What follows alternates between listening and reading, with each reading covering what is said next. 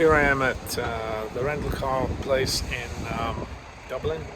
It's a little bit of time to wash the car, and there are a whole bunch of other people here waiting for their cars as well. So I thought I'd stop and tell you a few things. One of them is regarding, let's talk about England first. I came down from Leeds. There, you got to be very careful when you go to England because there are cameras absolutely everywhere, and they can sneak up on you before you even know it.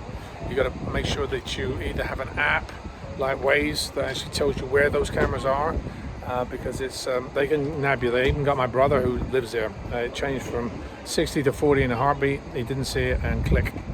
So that can be like a £100 or more fine. So be aware of that. Airports at the moment are pretty free, but the one key thing whenever you go to an airport is make sure that you actually take an early flight if you can, because most early flights will not be delayed. The ones later in the day will be delayed purely and simply because of the traffic.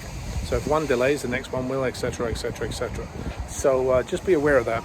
I'm just about to hop into a car, hopefully at some point. I've been waiting about 10-15 minutes now for the car, even though the process has been rather long here at Dublin Airport. I'm going to be going through, where am I?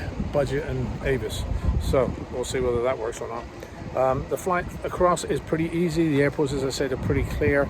The one thing you also want to make sure is put all your toiletries in your bag. Don't keep them in your backpack, because as the line goes through, you can actually just get delayed by having to take your bags out and putting it into a plastic bag. Nothing over 100 ml is allowed in a bag, so just be aware of that. Last but not least, you also have to be aware that certain things will get stopped. My camera was stopped. I have no idea why. Never had it before, but they wiped it, and there was a huge long line of those items that were going to be checked. So be aware you might have to stop, so give yourself plenty of time at the airports. I'll see you soon. This is Adrian from Dublin Airport.